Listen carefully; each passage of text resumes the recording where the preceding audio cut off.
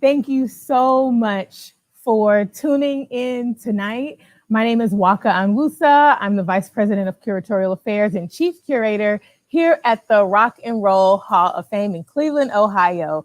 Thank you so much for joining us tonight. You guys are in for a special treat. So tuning in tonight, your labor is not in vain. Thank you so much for joining us. So just a few things. This is an amazing series that we're starting in celebration of our new exhibit. It's been said all along, Voices of Rage, Hope, and Empowerment. And we are so honored to have two amazing giants to join us tonight. Just a few announcements before we get started.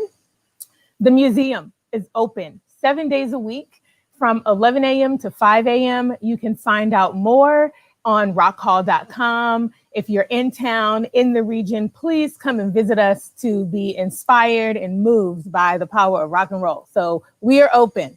Next, want to give a special shout out and thanks to all of our members and supporters for your support just in making this museum possible. Thank you so much. So much gratitude to you all.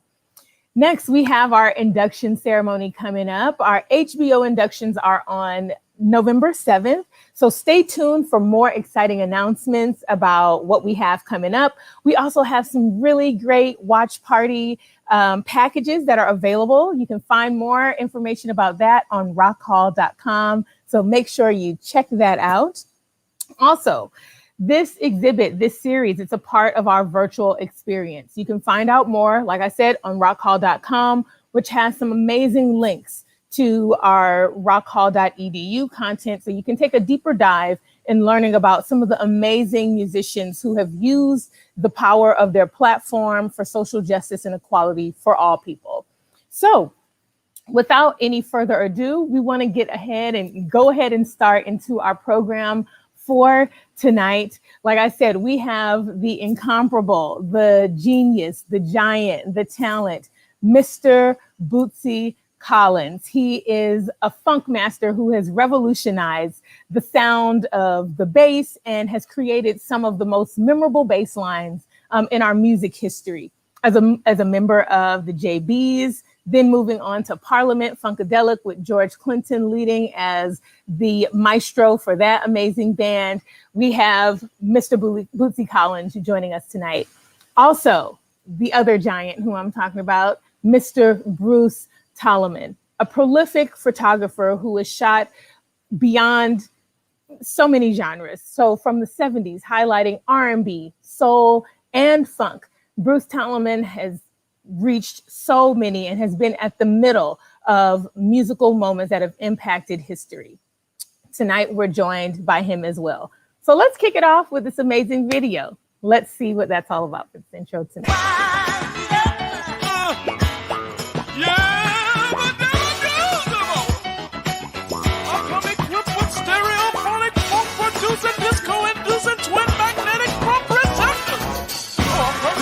You see,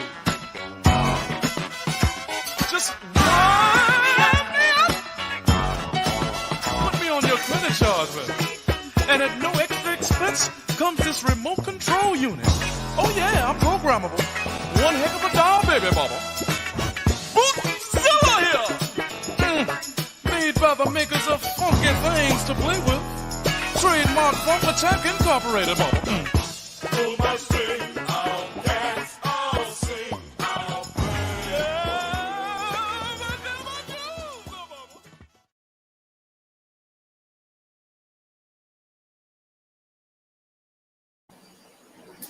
All right. So without any further ado, I wish we had a live studio audience, but without any further ado, please welcome Mr. Bootsy Collins. Oh my God. Thank you. It's him. It's you yourself, Mr. Bootsy, the genius, the talent, the revolutionary, unapologetic funk master. Thank you so much for your time tonight. Oh man, it's an honor to be here. I mean, still breathing, still kicking, it's a pleasure. I'm just honored to be here, definitely with you. Yeah. Goodness. It is truly, truly a highlight for tonight. We are honored to have your voice and to really dig into some questions about social justice and what you're doing musically and everything right now. So we're good. We're glad that you are in just amazing health, still making music, still funking on. That's what we're excited about tonight. Look, I got my Cincinnati's own. Where am I? My King's Records pen. So we're just thrilled to come on. Let's go. We are right here in the city, in the land. Oh man, it's a beautiful thing that the clip you just showed, man, brought back so many different memories.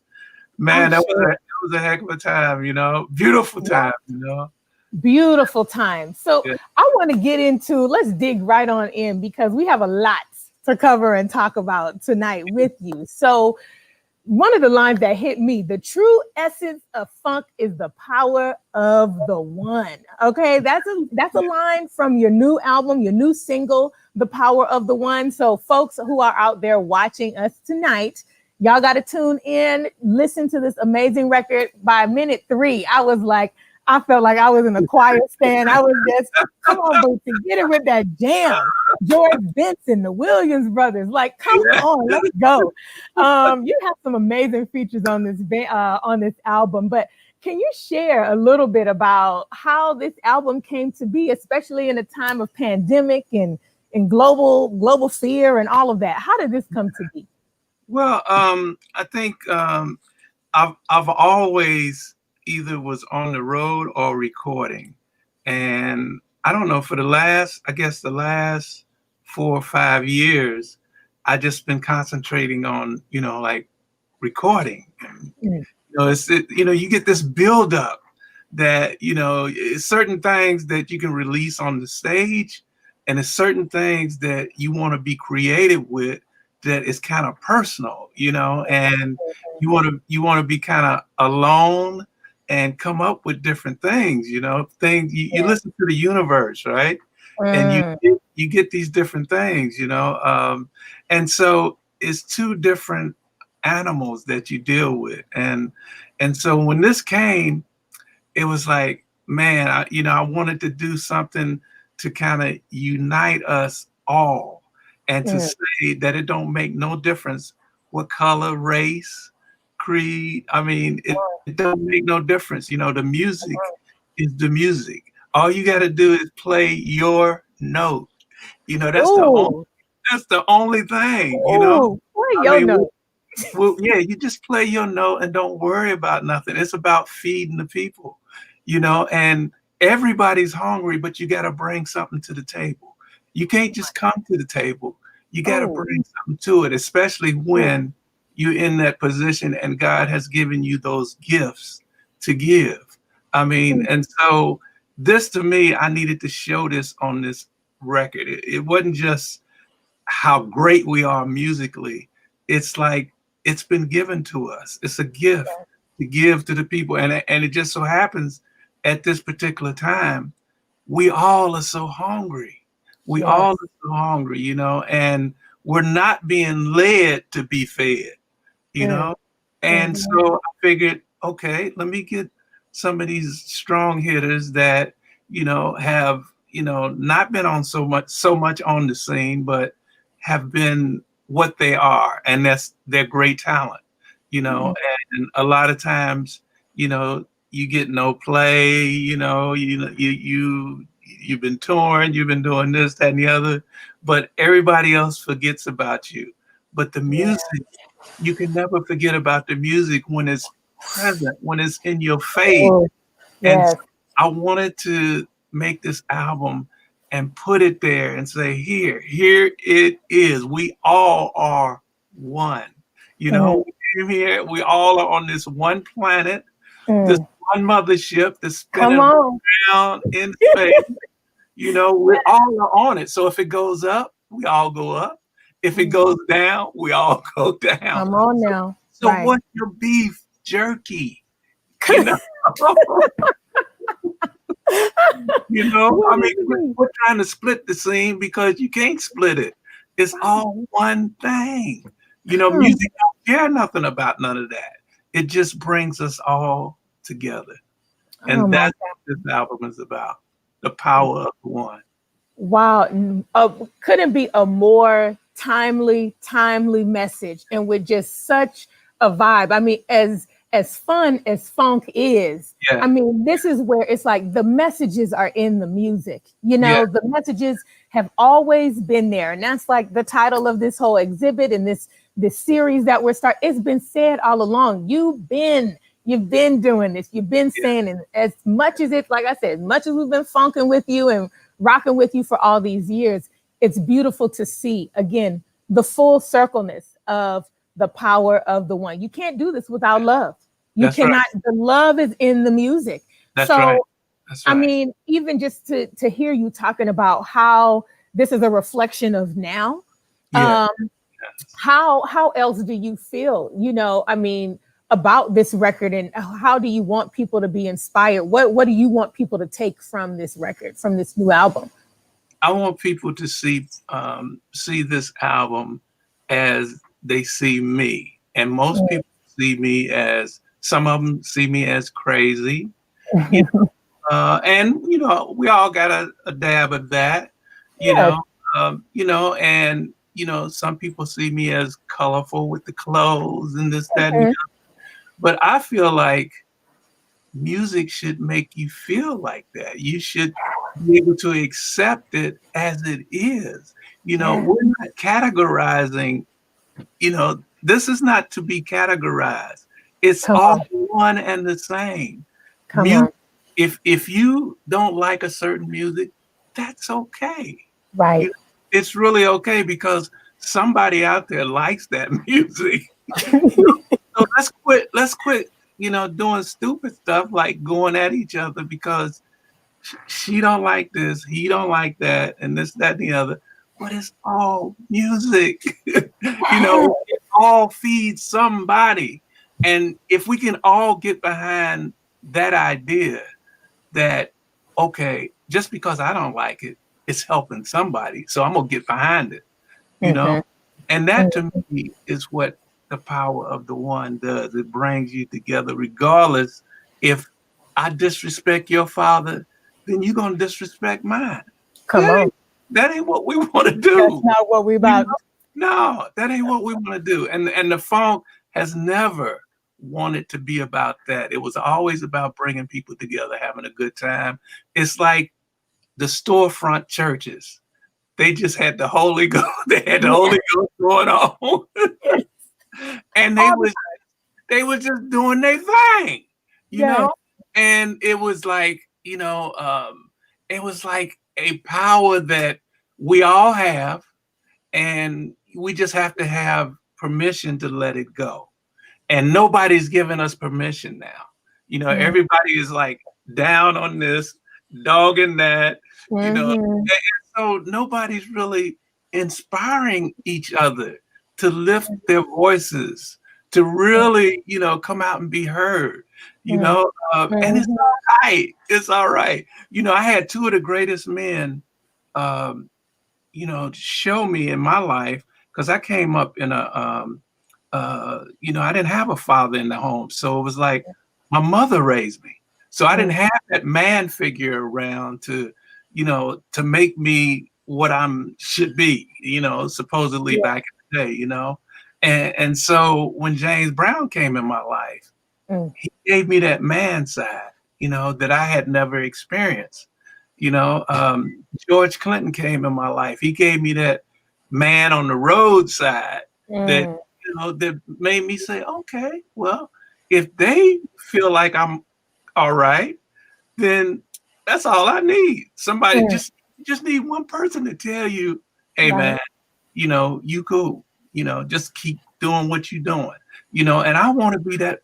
I want to be that person, you know, or I want somebody to be that person. You know, it don't matter as long as we're being lifted up and we're lifting each other up.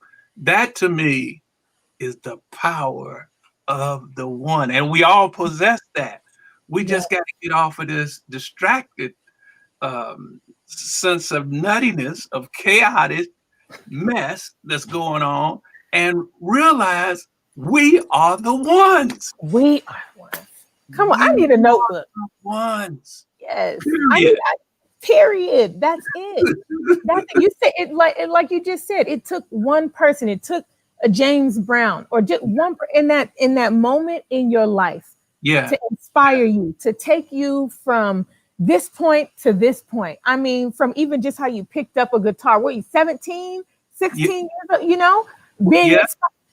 I mean, that inspiration. I mean, I shade to Mr. James Brown, and God bless George Clinton. I mean, for being in your life, because come on, we're here with a funk master himself because of that.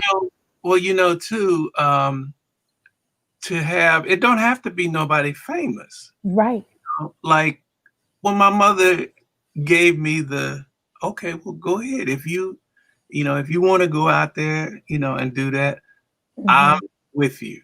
I'm with you. Whatever you need, I'm here. She didn't have nothing but her love and her commitment to trying to take care of me the best way she could.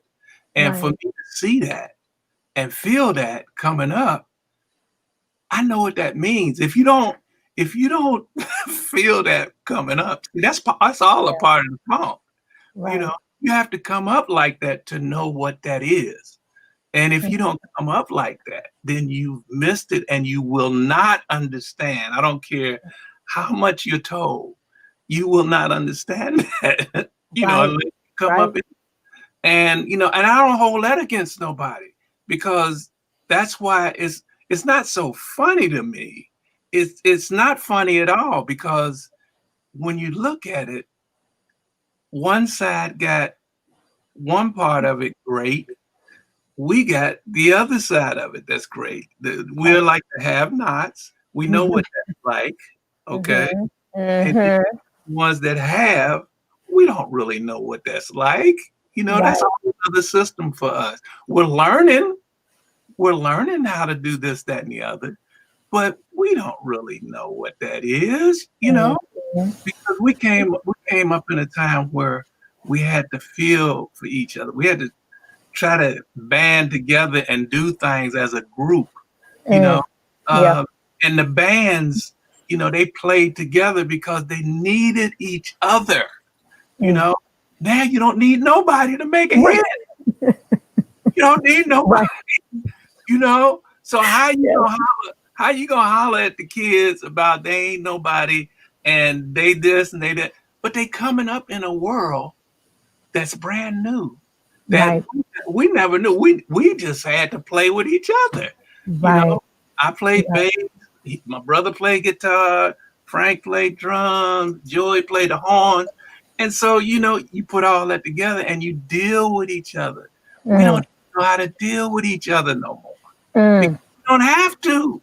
Because you don't have to. You don't have to. And it's getting worse, because the more technical we become, I mean, it's a great thing. Don't get me wrong. Right. But it's about balance. Everything has a balance.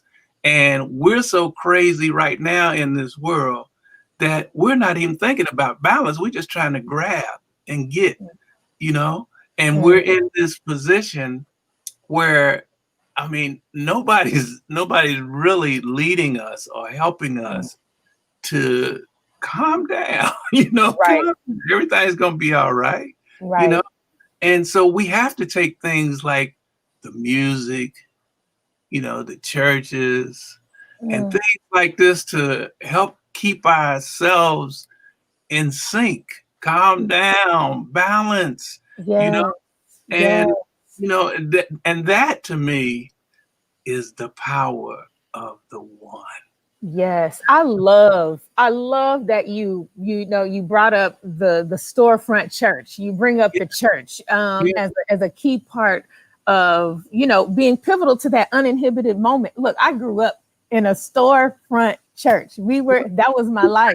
And so look, it's everything. You got to do this on the spot. Get up there and sing. Get up there and dance. Get up there and that spirit, that uninhibited feeling, when everybody is catching the Holy Ghost. Shout out to my pastor, Pastor Fannie Lewis. Look, you have to, that spirit of freeness And I feel like what you captured, like I said, minute 3, by the time I heard 258 in the power of the, I was like, give me the tambourine, somebody. Wait, hold up. We're in church. We're at church right now. I feel like that church feeling, as much as you got funk and all the spirituals, the foundation of what you've created in your music and all the bass players. And I mean, you're the root. Like the bass is the root. I feel like, the key for funk, and not that you got to have this, the full answer here, but to you and your respective and that getting that church feeling, what is the key for funk for you? What is that? Well, I started out in the church with a group called the Christian Heirs. I was 11 years old. And they were grown. They were grown men. I was 11 years old. And the guitar player allowed me, he talked the other guys into letting me go not only around in the city playing in different churches, they would go out and do the road. And they came and talked to my mother, and, they was going to take care of me and whatnot, everything. And mama, like I said, she had this faith, not just in me. She had faith in God that it was going to be good. It was going to be cool. And sure enough, I went out there and worked with these men. And I mean, I seen so many things. I felt so many things. And it was like mind blowing. I mean, mind blowing as a kid, 11 years old, with, playing with this. They were pretty well known. The Christian Heirs, look them up. They were pretty well known.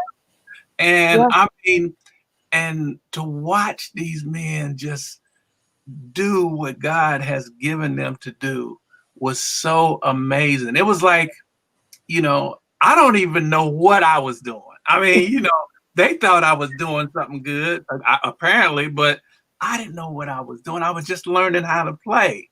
And with them, it was like God was showing me, like, see, all you got to do is just get out there, and I'm gonna show you what to do.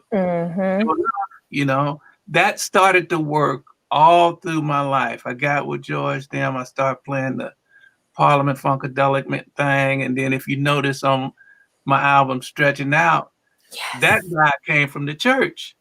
Come on. Stretching Out. Come on. Come on. Hallelujah. Come on. Casper.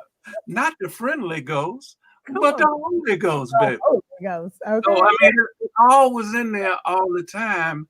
But at the same time, it's like, I felt like I had to be what everybody's talking about. I had to be that, and because when I was growing up, it was all the brothers on the street talking smack, which was a great thing for me, because, I was the young one out there, listening, watching, and, oh man, this is but they let me hang with them, and this, that. And it was just so much fun. But after I started growing up, it was like, man, I don't want to be on the corner all my life. I mean, all we do is, we out there drinking and doing whatever. And, it's like, man, I got this music in me.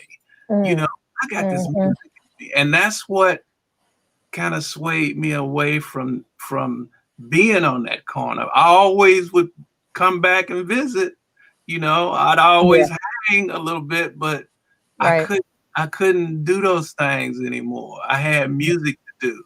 I had to feed. Calling. Yeah. And that's why I think the brothers never threw me away, is because I never threw them away, and I never will, because I can't change what this is. Right. I'm Black, and that's a fact. I mean, it is what it is. I mean, so what? I mean, so if anybody got a problem with that, that's their problem. I don't have a problem with it. I love it. I love it, because God gave us all the ingredients that we need. Now we have to shine. We have to shine. We got to quit talking so much. we all are pretty gifted at that. And that's a good thing. It's a good thing. But we got to step up as examples of that. All that rap we got to step up and start becoming that rap, and that positive rap to inspire each other instead of tearing each other down. I mean, we can tear Mug down so that he can't go no further. I mean, we're like professionals at that, So now it's time to be professional at lifting each other up. I mean, I actually have fun doing that. If it works, great. Yeah. Right. And if it don't work, it ain't because I didn't do what I'm supposed to do. I'm supposed to lift people up.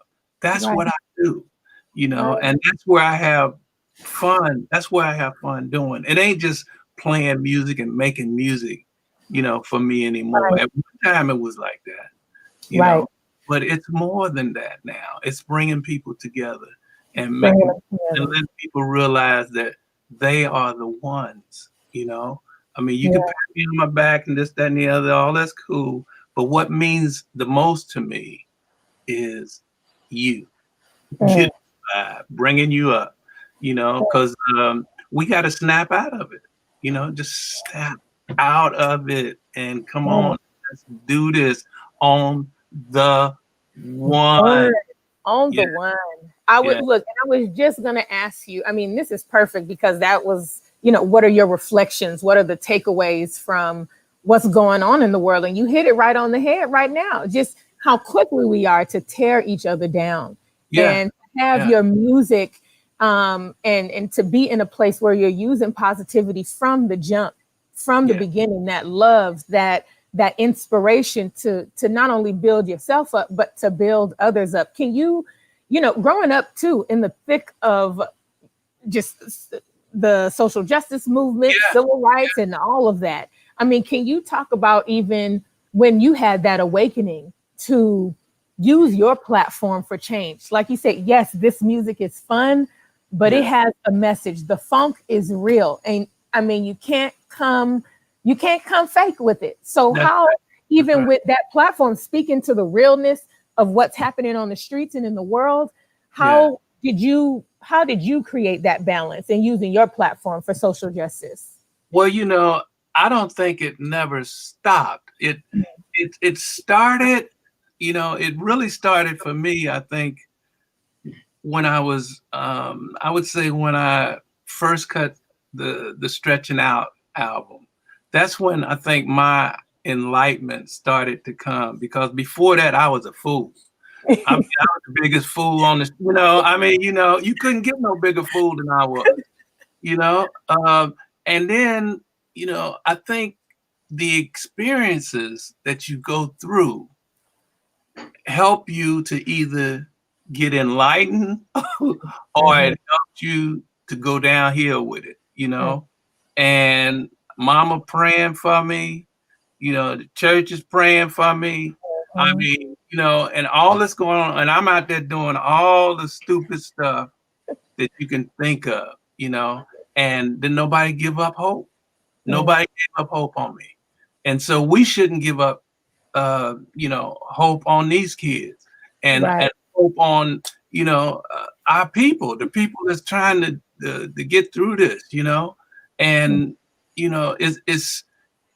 it's something to really think about, because I'm not as great as maybe people think I am, because I was one of the worst mothers in the world.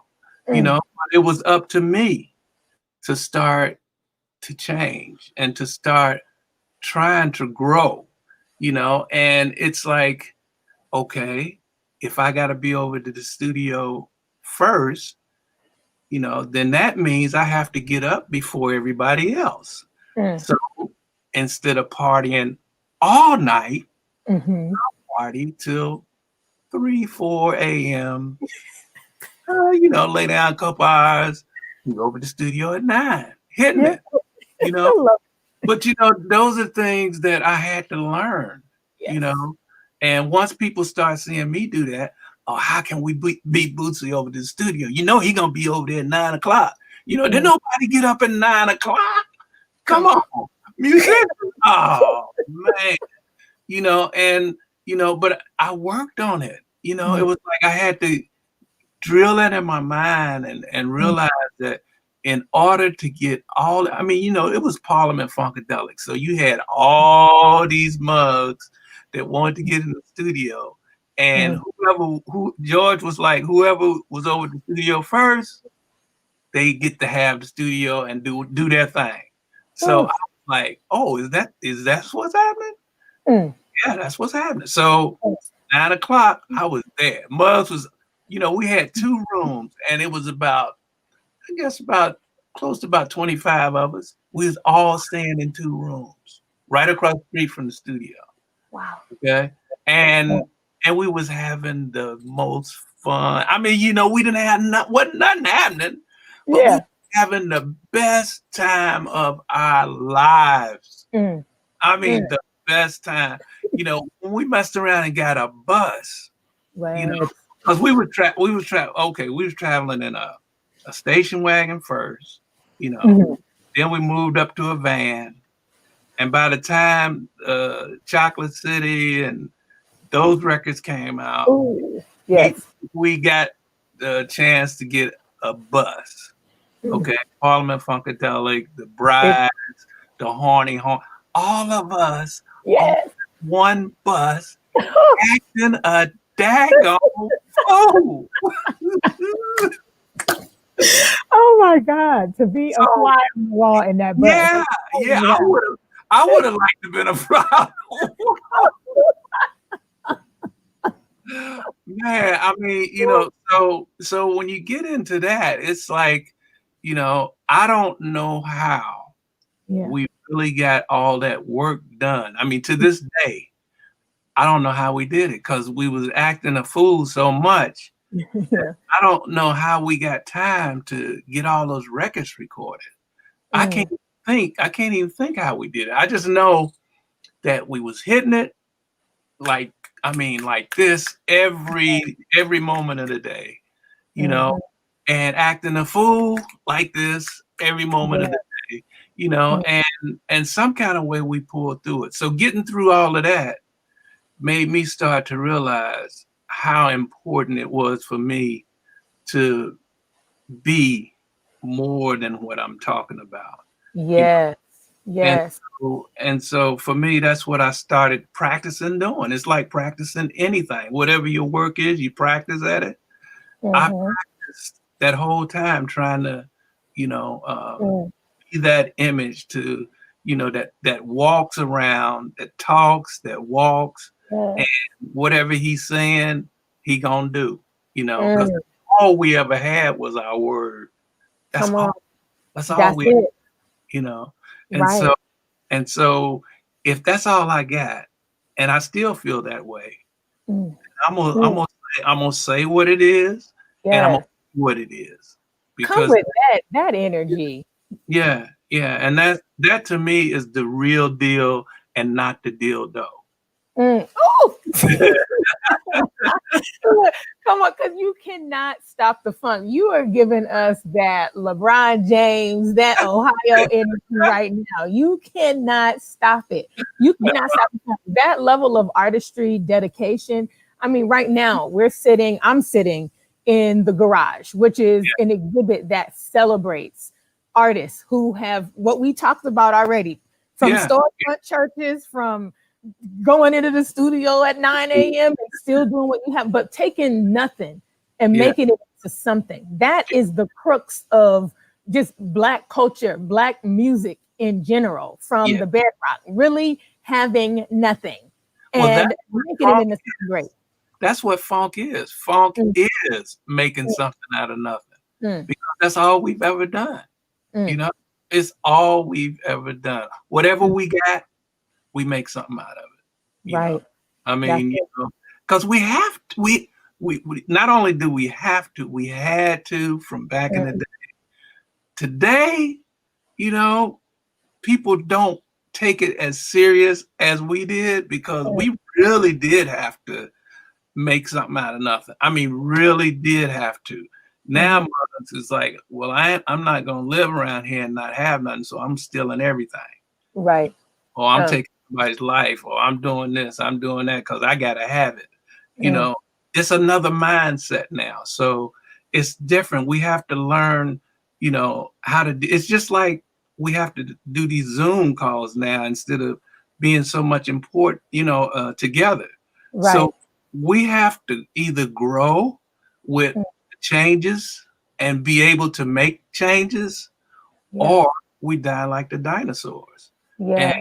And I refuse, you know, it's like, what? I mean, you know, it's just changes, you know. Right. I mean, you know, it's like I could put myself through so much because I'm not actually playing in the studio with you. You know, I mean, we get off playing with each other, and I mean, because that's the way we came up. Right.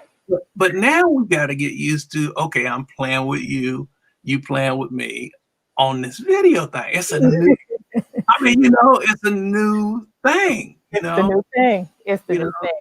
And so if you don't, you know, try to advance or evolve with it, then it's like you don't want to deal with it anyway. So I still want to deal with it, you know. So you know, these kids ain't leaving me. I mean, you know, I mean, as long as I can be here and I can be valuable in doing and being something for them. Yeah. And we appreciate you for that, Bootsy. Before we bring on Bruce, Yeah. you know, you're talking about the young generation coming up, this young generation of musicians who are definitely being inspired and looking to giants such as yourself in the music industry. What are some of the recording takeaways from some of your earliest experiences for those who feel they don't have the resources or don't have, you know, GarageBand and this and that? What were some of the takeaways that still stick with you even now, recording virtually or however you're doing? You mean as far as recording the way we recording now, or or just recording back then, like your process in recording, you know, your first recording experience? What are some of the things that have stuck with you that you still are using today? Well, you know, you always, if you came up in that day, it was unheard of not to record together.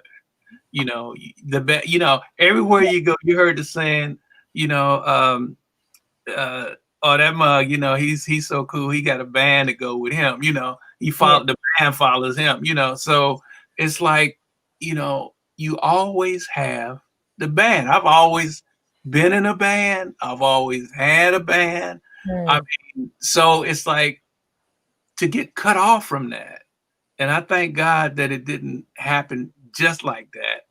You know, it gave me time to kind of, you know, settle down from the road a little bit, you know, and get used to, okay, so instead of having a whole band, you just got the rhythm section in there and you record, you know, then you bring the horns in, you know, you call the horns in. Then if you need strings, you bring the strings in, you know. So that's a whole learning process that, you know, you have to go through when you have to make music without a computer, you know. And that's what we were all used to, you know. Then this other thing start creeping in, you know. I would say probably the first thing that creeped in that made drummers really not happy was the drum machine. You know, and my rap was, why are you so mad about the drum machine? Well, you better learn how to play that mode. You know, because everybody was getting gigs, you know, drumming gigs by, you know, programming the drum machine. And the drummers was like very angry, very highly upset. And I was looking at it like, you know, man, you better learn something about that. You know, so I've always kind of looked at it like, you know, if it's something coming in and it looks like it's going to be staying around, I want to know something about it. So now, I know a little bit about recording on the computer, and not that I'm in love with it, because Yeah. I'm in love with the playing in the band thing, but Right. that'll probably never change. Mhm. But at least you allow yourself to grow with the times, and I think that's a real problem for us. Is Mhm. like growing and changing with the times. Yeah. I think we're doing it now, but it's at an angry time, Mm. and it makes everybody that much more angrier, Mhm. and so Mhm. we just got to start realizing this is just the way the time is, and let's use our efforts to try to get the top of that mug, the mug that's on top. We got to come together as Yeah. one Yes. and get that mother up out of there. Okay. That's it. Period. Point blank. Okay. That's it. So that's real. That's real, Mr. Bootsy. That's real. Well, I would love to, at this point, bring in our friend, Mr. Bruce Talamon. Yes. Bruce. Bootsy. Help me, bro. Bootsy. We are so excited to have you. Oh, Thank you so much, Bruce. Hey, So Bruce. beautiful to have you join How are us. you? Hey, Bruce, you remember Hey. this? You Yes, remember I this? do. I Yes, still I got do. it. And You I still wore it. have it. I wore it just for you, man, because I was like, Bruce gonna remember this, man. That's know. right. That's right. Now, what With Scorpio. can you share what is that for the audience who doesn't know? Okay, well, Bruce, go. please. No, please. All right. Well, I was just doing some math and figured out that I met Bootsy March of 1977. Mm. And it was for Soul newspaper, and I actually dug up the Soul newspaper cover. Let me see. There we go. That I shot. Yeah. All right. And we had a fabulous photo session, and that's where some of these photographs come from that basically anchor the video.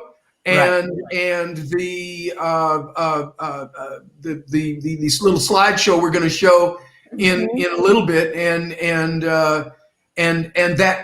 that visual record, if you will, that I was able to capture of Bootsy Collins and all of his other partners in crime, George, Bernie, all of them, and speaking of partners in crime, I've got to say that when Regina Jones, who was the editor and publisher of Soul newspaper, when she assigned us, when she said, you guys are going to go and you're going to photograph Bootsy Collins,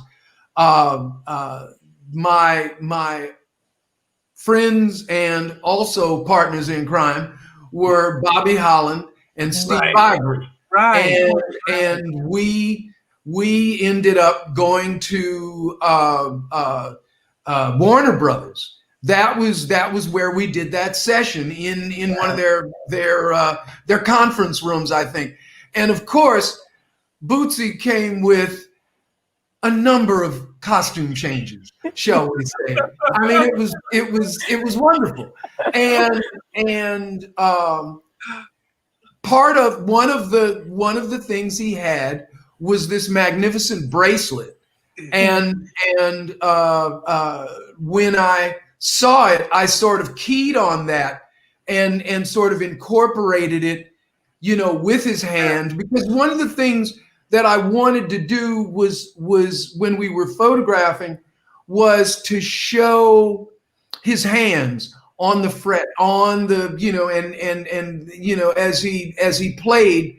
And it was, and he's got these wonderfully long fingers and just the way that he approached the strings was wonderful. And so I get carried away, and you're always trying to come up. You're always trying to come up with something that will engage your viewer. Yeah. What do? I tell stories. Okay. I would like to think I am a guy who is a caretaker of Black folks' history. Okay. And our visual history. And when you look and you see that you're photographing, well, then it's and you're doing this, it's so interesting, Bootsy. I got to say, as you were talking, you hit on a number of things that I tell young photographers today who have, just like the young musicians, you got to know your craft. Mm-hmm. You've got to, you can't come in there half stepping. You can't come in there and just hope you can get the shot. It doesn't work like that. And I've always said, you've got to approach it correctly, because you don't want to waste anybody's time. And Regina gave us a wonderful opportunity. People like Bootsy, James Brown. I think about Gil Scott-Heron. I think about Bob Marley. All these folks that I photographed, they allowed us to come into their lives and follow them around and be that pain in the ass. And sometimes we were, but it was nice that they gave us a trust. Okay. Yeah. And so that's sort of where I sort of took off and was able to grow, because also this was, you said something else, Bootsy. I mean, this was, at the beginning for you, I mean, with James Brown and all these, things happening. Well, I was at the start of my career. I started in 1972, and Regina gave me an opportunity, and she went as so far as to even say to I told Nwaka, for instance, about one of the early photo sessions. As a matter of fact, I think it was around that time in March of '77. One of the things we wanted to do was improve our covers. So we got lights. Bobby Holland, told Regina, you've got to, have, if you want great covers, we just can't come in there for 5 minutes and tell them to lean up against the wall and or stand over here in the shade. Boom, boom, boom. Right. And then we got it. Yeah. And so I remember it was Casablanca Records and Filmworks, and they said, well, you've got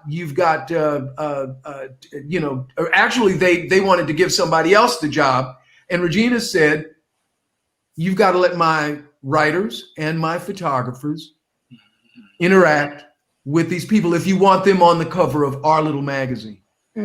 And so she empowered a whole generation of young African-American writers and photographers and gave us that chance.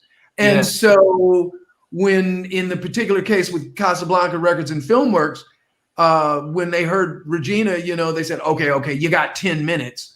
And then when Donna Summer walked in, she looks around, sees our lighting, and we had gotten there early. Right. So like you talk about, early in the studio where we were there before everybody. And who walks in but Donna? And she looks up and she says, well, you brothers are serious. And then Bobby shot back, yes, we are, sister. And she stayed for almost 4 hours. So, and I think about when we shot you, we must have been there 3 hours. Because it wasn't, as you will see, it wasn't just one outfit that Bootsy came with. We had the leather motorcycle jacket, we had the red, we had the Casper, the other. We had everything, and he treated us like we were Vogue magazine or a Condé Nast publication. which was, was wonderful. But anyway, that's my story, and I'm sticking to it. And thank you for showing me the bracelet, and that it's still alive and well. Hey, Bruce, what's really funny is I never looked at you and the guys as photographers. I looked at y'all as a part of the band. I mean, because of that time we were coming up, I couldn't separate. I couldn't separate. Okay, that's a photographer. Because that beginning, all of us were beginning at that time. So it was like you were like a part of the band, and you never got out of pocket where is look at me or this, that, and the other. You were always like a fly on the wall and doing your thing always. And so that was a lesson I was learning, and I didn't even know I was learning that. It's like you always stayed out of the way and did your thing, and it always came out great. That was the topping. That was the topping, I want to say I'll just say this. I learned from a publicist a long time ago. There was this publicist from Motown, and his name was Bob Jones. And Bob Jones, on my first assignment from Motown, Bob Jones looked me in the eye and he says, "Just remember this, kid." He says, "You are not the fifth Beatle." And I said, "Okay, I got it." But it's almost like, and I'll just say this, in a sense, photographing the musicians, you have to understand a couple of things. This is you're documenting and you're recording this moment. This is a moment, like Eric Dolphy said, it's like when you hear music, it's gone, it's in the air. You can never capture it again. And photographs are like that, the same thing. It's like you're trying to capture that moment. Now, from 1977 and 1978, I've got these moments, but it was like, put on a longer lens, don't get up in their face, and you can get it. And I was fortunate, and I've said this before, you guys, none of you ever asked me to put my cameras down. And that really was something that I've tried to impart to younger photographers, mid-level, mid-career photographers now. But anyway, continue, Nwaka. No, I love this conversation. I'm going to be a fly on the wall. Truly, both of your works are epic. And I just wanted to shout out, again, Regina Jones.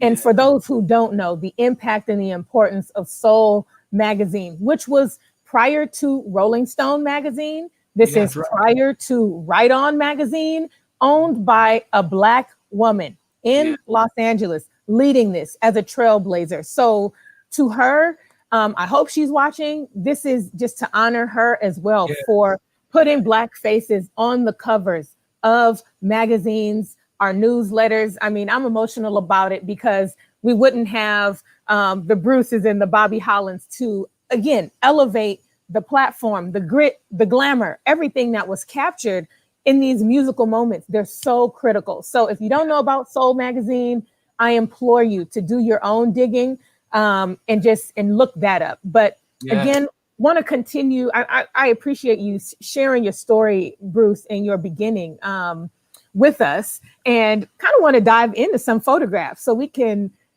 get some commentary and some flow going. So if we can get that started, that would be lovely. Let the folks see the images. I would say too, to our audience, who, if you don't know, you've seen Bruce Talamon's images, period. Everyone has seen them. If you've seen Bob Marley, period. I'm just going to stay with Bob Marley. Bruce was the principal photographer for Bob Marley. So if you've ever had a poster, here we go. Bruce, I'm gonna let you take it. Let's pause on this. Well, let me just say this. These are photographs that Jackson 5, he's had Aretha, Shaka Khan.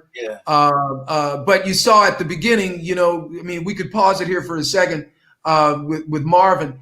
you saw at the we could pause it for a second. Hello, can we May pause it? May we pause? Are we hearing? Pause. What I was going to say was I had wanted to just do a little intro, and people are probably wondering, well, what was that picture of Eddie Murphy for, or that picture of Pee Wee Herman for? And what I wanted to say was, I'm a guy who has been shooting action heroes for the movies for 40 years. But before that, I shot, as I say, R&B royalty for 10 years, from 1972 to 1982, and my cameras took me all over the world, and that in itself was crazy wonderful. Here's a picture taken behind the scenes.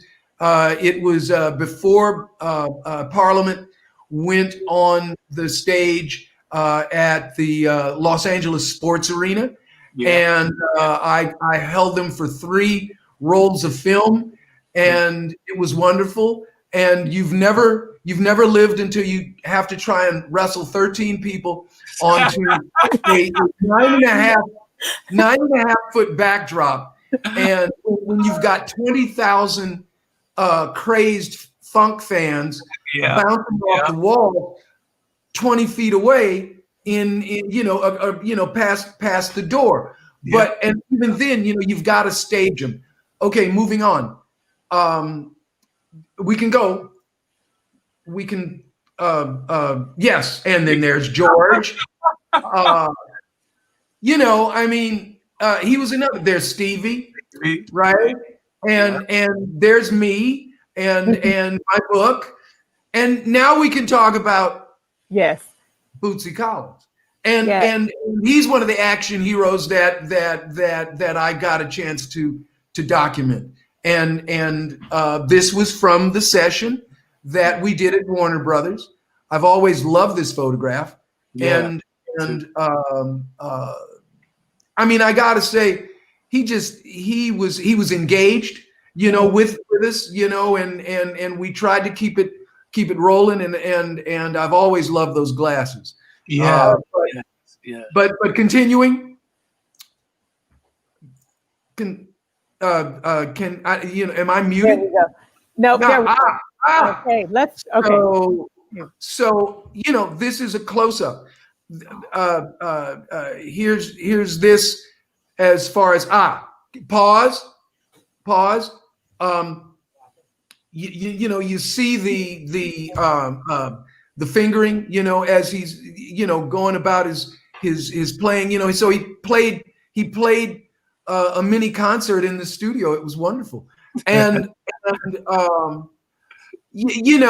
again, I think sometimes people miss the minutia. They miss the small stuff. They miss they're so caught up that they visually, it's as exciting as the music. Yeah. Next. And just a heads up too, Bruce, we have a slight delay with our pauses. So just so you know. Okay. Virtual reality. And there's the black motorcycle jacket. Oh, love it. Oh my God. Bruce, and the bass and those boots. You got to tell me about those boots sometime. I still got them. And you still got them. Yeah. Oh Lord. This was one of the things I really want to talk about is just the joy.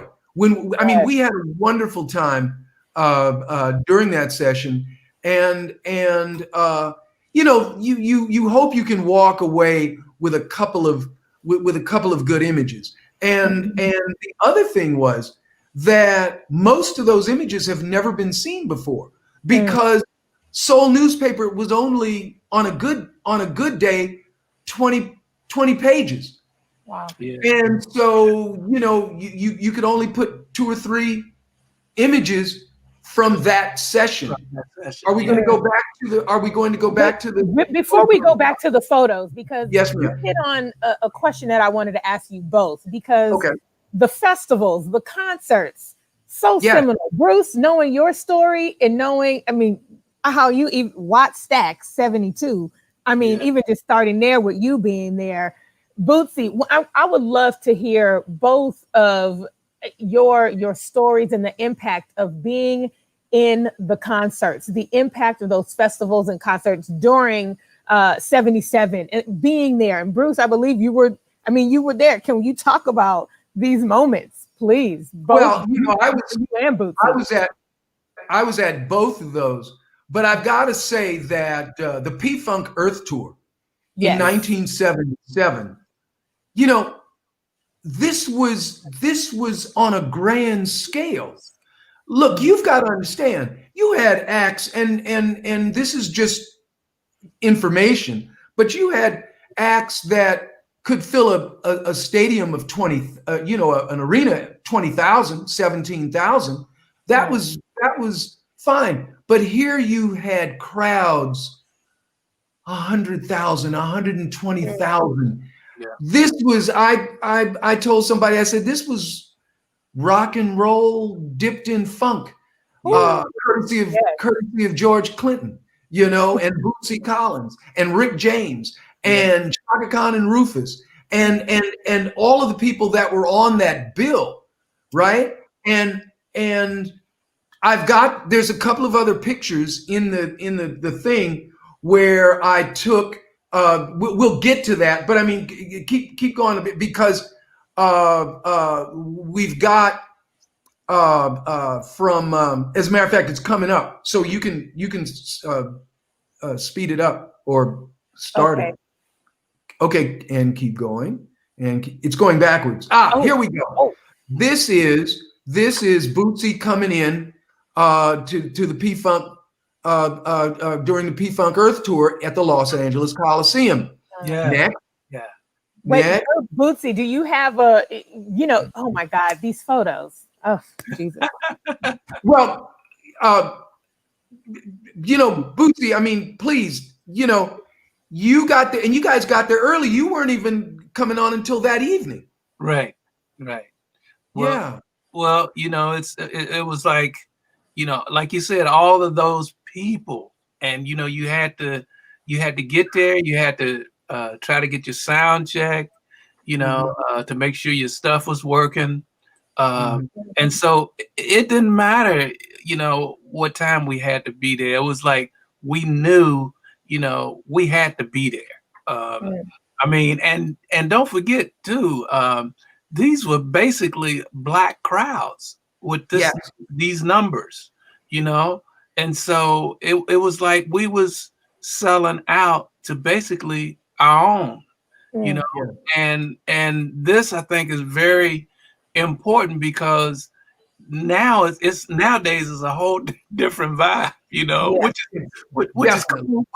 But then it was like being in a church revival with the people that know where the one was at, if that makes any sense to you. Yes, no, absolutely. As a matter of fact, if we go forward again, okay, all right, stop, wait, okay. There you go.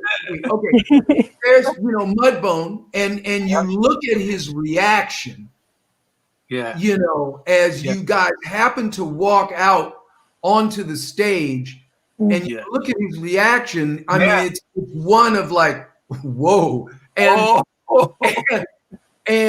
I'm walking backwards, trying not to walk off the front of the stage, because it was about a 20-foot drop. 15-foot drop. But then come to the next shot and freeze that. Look at those people. Look at that. Wow. And there was all kinds of stuff going on. I mean, Bruce. Yes. Bruce, for people to have that kind of fun that we were having then, to have that kind of fun now, I don't think they could take it. Oh man! I know. It's another.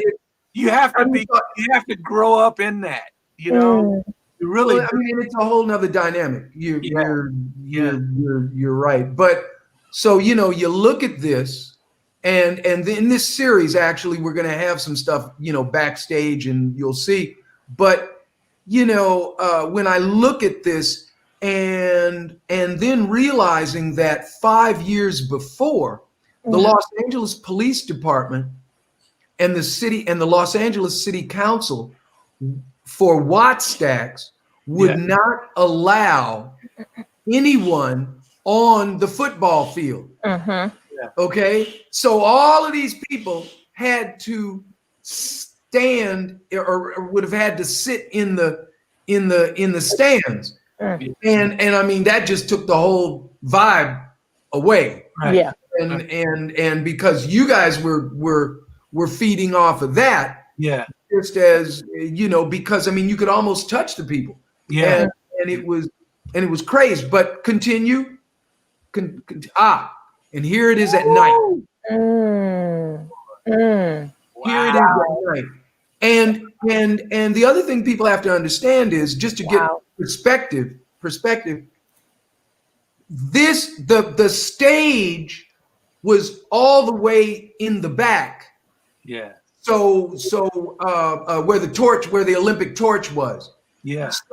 So all of this whole thing, it went around. It was filled.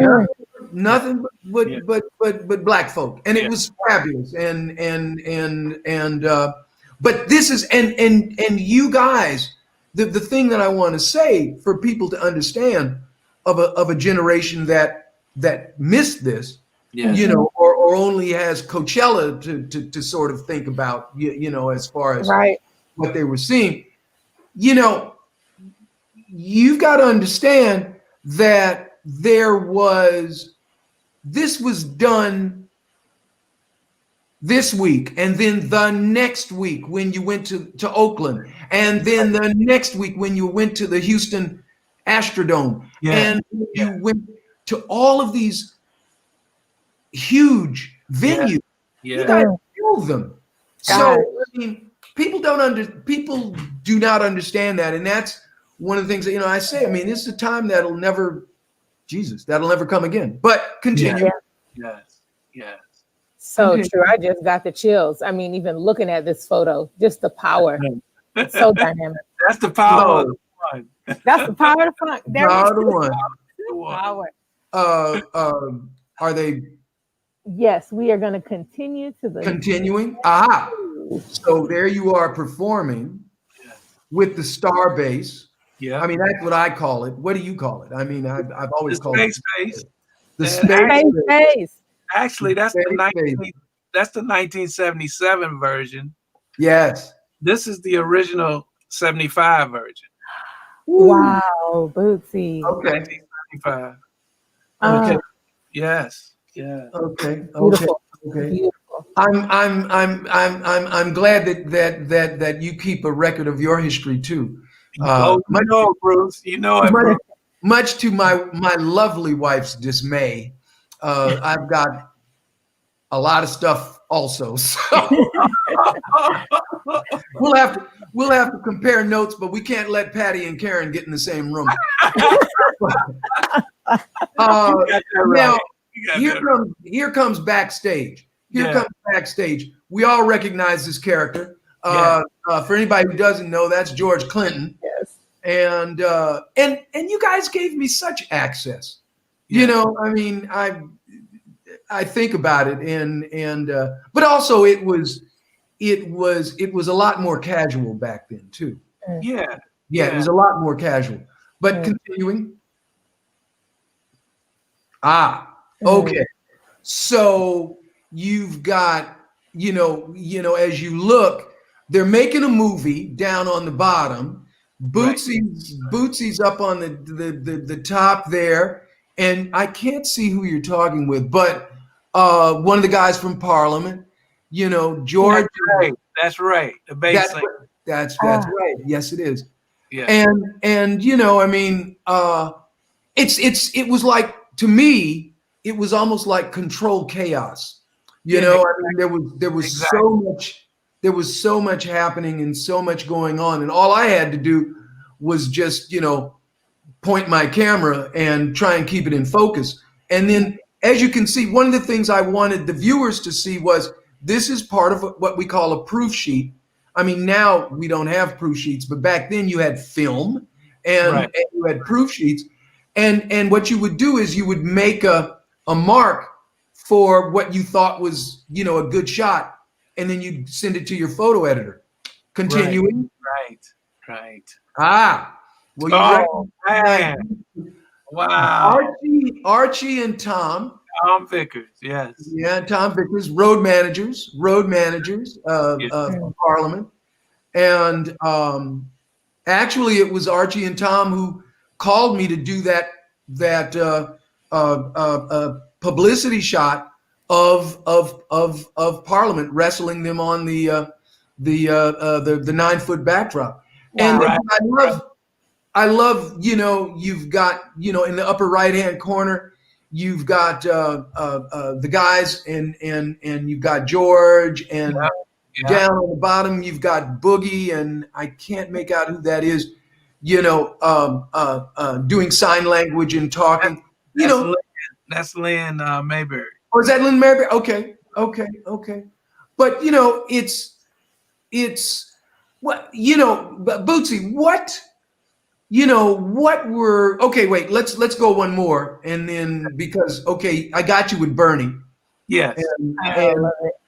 But what, you know, can you talk a little bit about sort of the atmosphere, you know, back, you know, because, you know, you were in the middle of all this, and I'm just curious, you know, what you were doing or preparing, you know, how you prepared, you know, when it got time to actually before you went out on stage. Well, you know, being with George and P-Funk and the whole control chaos thing brought my whole understanding up. I don't know how many levels, but you know, it was a lot of levels that you would have to come up to understand this and let it be. Don't try to come in and tell, make sense of it. It's like you come in like y'all did, Bruce. You just come in and do your thing, because that's what it felt like to me. Whoever came in, it was a part of the band, and that's the way we felt comfortable. And plus, we knew we were doing something different than everybody else, because everybody else, wanted security. Everybody wanted bodyguards. I mean, everybody was very skeptical about people coming in. We were like, come on in, whatever. You already know, Bruce. I mean, everybody had that kind of vibe, and that's why they loved to hang with the funk. It was an open church. It was an open church. Yeah. Moving on. Yes. Moving on. Okay. Here we go. Now, again, I love this because it shows you you in the middle of jam, in the middle of playing. You see my two selections, it's just, that's, again, for the viewing audience, that's what a photographer did. I had to come in, hit it, get it, and get out, and not mess up the vibe. Next. For the photographer, oh, wow. Beautiful. Wow, man. Beautiful. Man. Oh my God. What was that boy thinking? I don't know, but oh my God. Like somebody said, whatever he's got, I want some of it. Okay. Wow. Continuing. That's so powerful.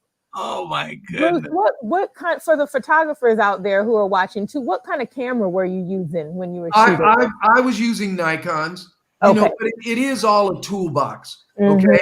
Because you can have, there's a lot of people, and I'll be frank. Please. There's a lot of people walking around with cameras, but there's only a few photographers, and you gotta know your craft, you know, you're given an opportunity. And again, you know, I was raised in a time where we didn't get second chances. You know, some guys who were, as my father said, not of the colored persuasion, could mess something up, and then they'd be back shooting another thing tomorrow. Right. If that happened to us, we'd have been kicked out. Right. So you know, it would be sharp and in focus. And years later, I had a guy from Time Magazine say to me, the photo editor for Time Magazine, when I worked for Time Magazine, he said, "There's no excuse for not coming back with the shot." And I've always remembered that. But moving on. Wow, man. You know, just again, the joy. Yeah. Okay, so moving on. Moving on. That's classic right there. This is my God. We had a good time. Moving on, because I want to keep. Wow. This is the forum. This is the forum. This is going out, making the walk down that corridor. Yeah. Bruce, you captured the funk. This is just so. Oh my goodness. There you go. Okay, Liz. Yes. Being escorted out by Mudbone Cooper. Yep. You know, I love the juxtaposition of the wonderful garments. A friend of mine used to say, you know, just against where the guy had the tuxedo on. You know, it's so different. Yeah. But, you know, this was just, you know, you're going out. Yeah. And then next, you know, there's the crowd. They've got their lightsabers. Wow. You know, they've got the lightsabers and the crowd was bouncing off the walls. Yes. You know, and one of the things, and that's the other thing too, you know, I told my editor when I did the funk book, you know, I told him I didn't want my book to just be some guys screaming into a microphone. I wanted to see the crowd. Yeah. I wanted to show the people that came out. Next. Wow. Oh, the balloons and slapping that bass. I remember that. Oh wait, we're coming up on one though. Keep. I love you. But here, okay.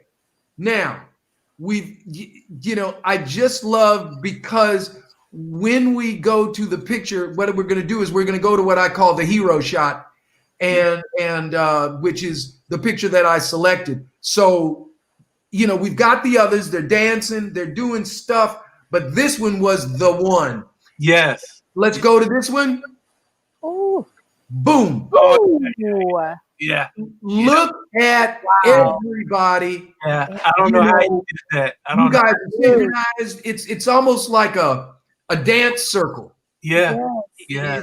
Is what, and you got Ray Parker over in the corner there. Yep. From radio, because I think he opened for you. Yep. That tour. That's right. And so he jumped in. Yeah. Now, this is the after party. Oh my God. Stevie Wonder. This is the after party. Yeah. Oh my goodness. So I loved this. Continue. Wow. Man. Oh man. Bootsy's Hollywood Squares. Right. You know. Oh my God. But wait a minute, we got one coming for you. Next. Oh. Come on. Oh my God. Now this is. Now, you know, I mean, and again, I'll say to photographers, you've got to pay attention. Yeah. You know, you've got to pay attention, because that only happened one frame. That's right. And it was gone. Oh my goodness. But I just love it. You know, Stevie has never been, you know, afraid to have some fun. Yeah. And you know, I just loved, you know, the way the whole thing worked. The way you captured that, man. Wow. That is so beautiful. And then we're just about at the end here, so hit the next one. And I've always loved the close-up. Yeah. And the next one, Wow. that's a cover shot. You know, I got mad at Regina because she didn't use that. I loved what she used. Yeah. That was, you know, we couldn't even afford color. Okay. That's what I was going to ask you. Was she going to use it in color like this, or? Well, she would. She would have, but seriously, that was one of the things. You know, I mean, we had the cheapest paper, right? You know, because that's just the way it was. Yeah. And there were, you know, there were other magazines, but they did not have our grit. Yeah. They did not have our grit. They did not have what we have. I mean, and we beat them all the time. You know, and we had the best pictures. One more. Wow. That's what we ended up getting. And I always, you know, one of the things we said was better to have a beautiful black and white cover than just to have a so-so or a mediocre color just because it's color. Just because. And we, you know, we were able to have some fun. And then we end on the last shot. Hey. Walking out the door. Oh my goodness. Wow. So powerful. There we are, Ms. Walker. Oh my gosh. What you've been able to just capture through your camera. I mean, Bootsy, have you seen most of these shows? This is probably your first time seeing. Well, I've seen a few of them, but right. Every time you see them, it's like a first time because you see something different, you know, and it's like music. It inspires you. Well, it does me anyway. I mean, you know, when I see any of his photography work, it's got a certain amount of inspiration that was put in it, you know. And it's just a beautiful thing, man. I feel like I can go do what I just saw in the picture. You know? All right. But I'm too old for that, right? Yeah, well, you know, we can still run with the young boys. That's all right. We can still do that. Y'all definitely can. Anybody don't think so, try us. Right. Okay? It's nice. It is nice to, and seriously, it is nice to look back and think about and sort of process what we were able to do.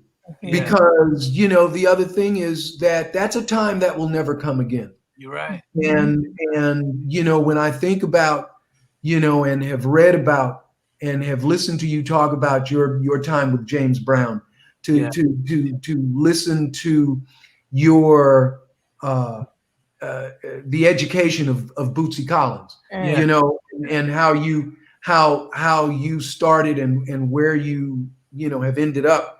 And the mark you have made, you know, when I look at that, when I look at what I was able to do, I'm just glad, seriously, that, you know, some people extended a hand and said, "Come on," you know, and understanding. I had to do the work. Yeah, you know, we had to do the work. If you weren't able to do the work, James Brown would have sent you packing. That's right. That's right. And you know, when I think about what you know have been able to give, you know, and have experienced, it's great. And if I was a little part of that, that was cool too. So thank you, man. Oh man, you all up in it, man. I mean, people they can see that for themselves now. Well, we will continue. Yeah, yes, that's what it's all about. Waka, you should have me and Bootsy come when they lift the restrictions. Who we got to talk to for me and Bootsy to come through and do a lecture at the Rock Hall? Look, that's what's next. So all right. We want you here. We need you here. I mean, you're talking about just again the access and what you both have captured in music history. For those who are watching, Bruce, this is such a special moment to have you as well. You are our hero photographer. The image for It's Been Said All Along was taken by Bruce Talamon. a significant amount of the images that are in this exhibit are interpretations from Bruce, and highlighting the rage, hope, empowerment, what you both have done visually, sonically. I'm so grateful that we have that encapsulated in this exhibit and able to really highlight what that means to right now. So Bruce, Bootsy, thank you. Before I get to questions from our viewing audience, we got to give a shout out to Mr. Bootsy. Your birthday is coming up. Yeah, man. Happy birthday almost. Come on, funk on. Keep on funking on. More life to you. So we gotta extend that first. I'm all funked up right now. Yeah. Me too over here. It really is vibrating. Y'all got me sweating. I feel like crying. This is the power. Take a breath, darling. Look, but this is impact.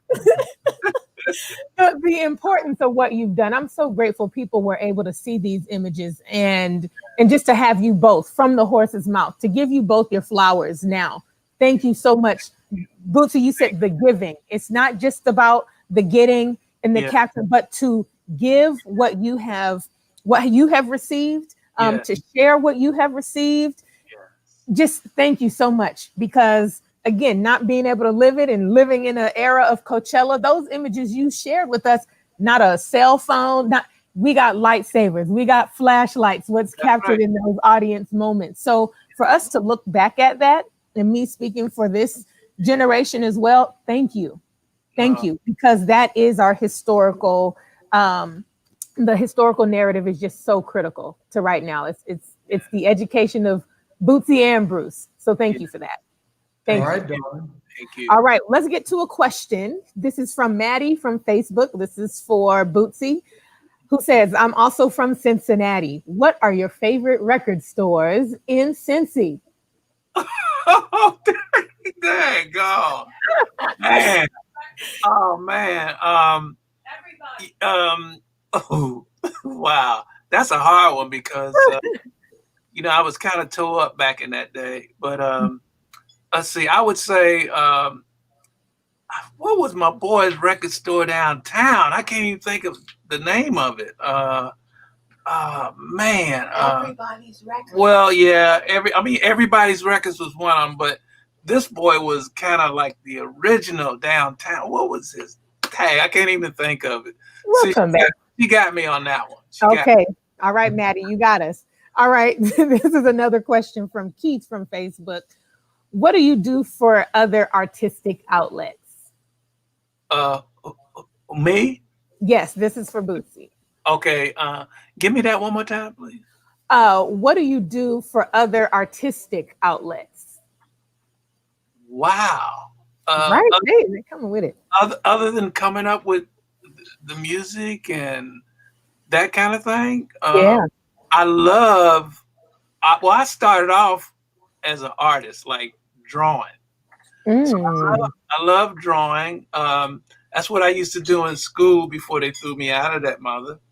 But I love drawing. And if I hadn't have been a musician, that's probably what I would have wound up being, because I love to design my own outfits. I love, the stage. Bruce, as you know, that the color, the red and white, all of that stuff that has something to do with the stage and the outfits everybody had on, it was like, those are the things I love to do besides music. It was all being creative, but to put all of that together, So music. were you your own stylist in a sense? In a sense, yeah. Yeah. I would always kind of give the direction. Same thing on the space base. I would have somebody make it, but always I would draw it out and say, can you hook me up with something like this? The same thing with the Bootzilla glasses. Yeah. Draw them out first and give it to them, and then they take it and make it happen, So, yeah. Amazing. Another artist, one of your inspirations who draws, and we have his drawings here, Jimi Hendrix, who was also an artist. I mean, I didn't really realize we have his artwork. This is why you got to come back. Y'all both have to come back. Yeah. Jimi Hendrix's artwork on display here at the Rock Hall right now. Well, you know, it's interesting, if I may. I was just looking at. I'm working with some people out of London who are doing a documentary on music photographers. Yeah. And one of the guys talked about photographing Jimi Hendrix, and he said how Jimi Hendrix would show up in these amazing costumes, but he didn't have anybody, dressing him. Right. He was the guy that was coming up with the capes and the uniform and the scarves and all of that. And he definitely had a sense of style and taste. And it just sounds like you two are not that far apart. As far as your sensibility and style. Well, when you came up in that era, brothers used to be fly. I mean, it was like, that was the thing, was to be fly. So, I always tried to outdo myself. And because I knew I was supposed to be fly, I mean, to me, that was a part of the entertainment.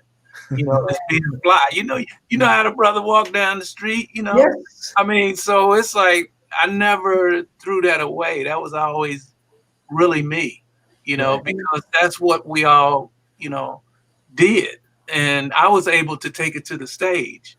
And so I flaunted that.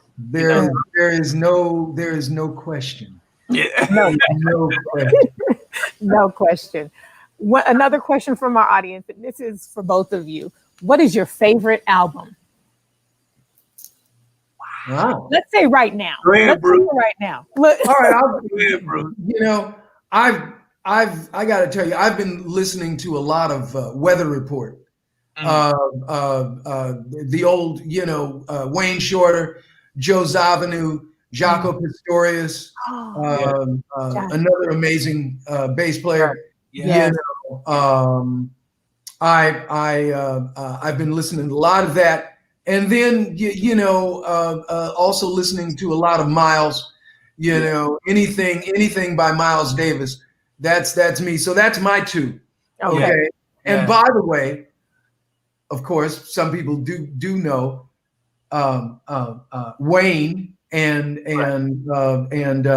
Joe were in Miles's band. Yeah. So, I'm there. That's your turn. Well, I must say, Jimmy, Are You Experienced was probably and probably will always be one of my favorites, because I had him like over the big, I was like in a room like a cell that was about, I'd say maybe 8 to 10 feet. That was my room. That was my first room I ever had. Right. And Jimmy was right up over my head, and I'm playing with James Brown, and I got Jimmy over my head, and James was like, what is that all about? What is that? Ain't I supposed to be up there? Oh, James wanted to be up there. Yeah, man. I mean, like Mr. Brown wanted to be up there. Okay. Brown bus, I'm on James Brown bus playing Hendrix on the back, the back of the bus. James came on and busted us one time, and he was like, "What is that all about?" So yeah, I would have to say Jimi Hendrix and Howlin' Wolf. Oh, yeah, Howlin' Wolf and Miles Davis, Bitches Brew. Ooh, yes. I grew up. I mean, those are the ones that grew me up. Right. That did it for me. I mean, so yeah, those are amazing. Speaking of posters, because you mentioned Jimi Hendrix being a poster. This question is for Bruce, actually. Bruce, did you do any iconic posters of P-Funk? No, I've never done an iconic poster. That one they showed with all the P-Funk there. That Right. was awesome. That actually would be. I mean, I did a single of George for a photo exhibition. That you've seen that, but maybe we should investigate that. Maybe there's a series of posters on the funk. Okay, so maybe we could do that, and maybe I could get some artistic direction from one Mr. Collins. So I mean, we could do that. Look, the crazy thing is the stuff that I've got. Yeah. There's a lot of it, and we could have some fun picking through that stuff. Oh, there you go. No, I haven't done a Parliament, poster officially. That's something we must consider to do. As they say, the night is young. Yeah. Okay. Bruce, we have another one for you. Okay, now this is from John from YouTube. Okay, here's a tough one. Who is your favorite person to photograph? Who is or who was your favorite person to photograph? Wow. Now that's tough. Wow. John, why would you do this? But Bruce. Wow. I'm glad Bruce has to answer it. Yeah. I mean, it's hard. Because Bootsy sips tea. I think about all the work that I've done. You think about the body of work. You think about the music, and you think about the images and the access and all of that, and I think about Parliament. I think about Bill Withers. Yeah. I think about Michael Jackson. I think about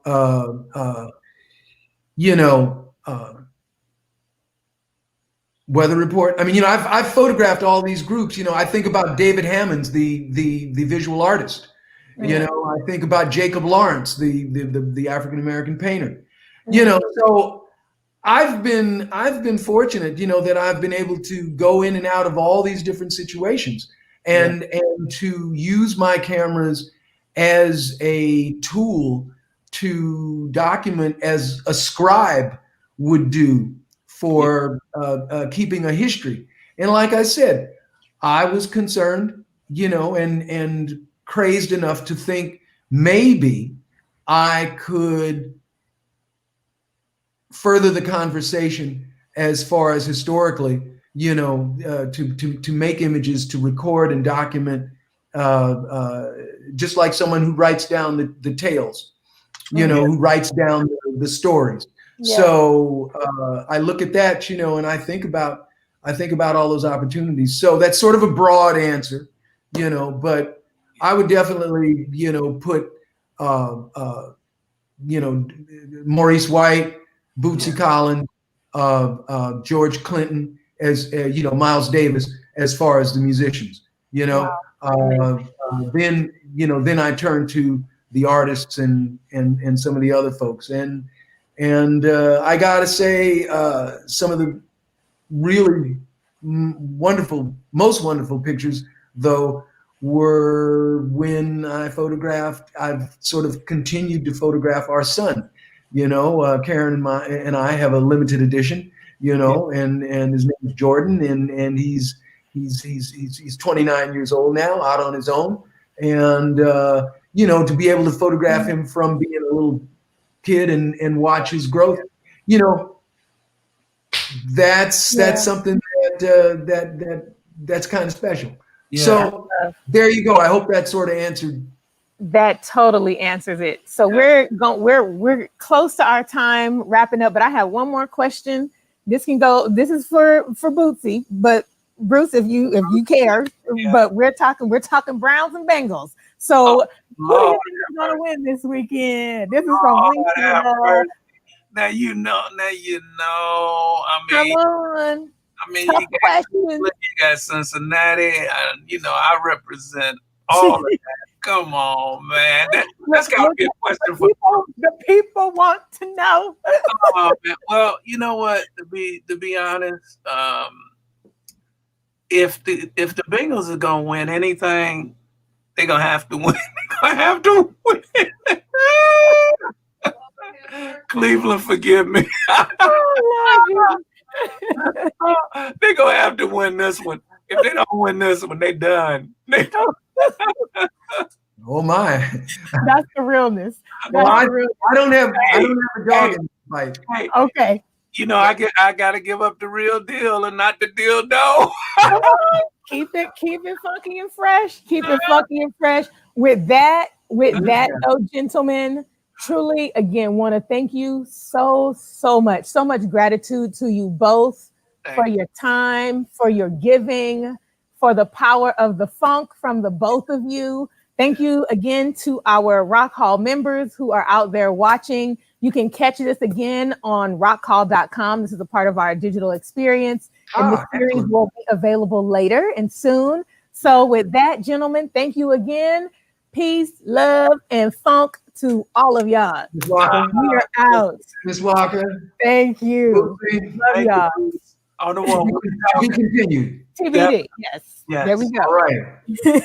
On the one, man. Bye.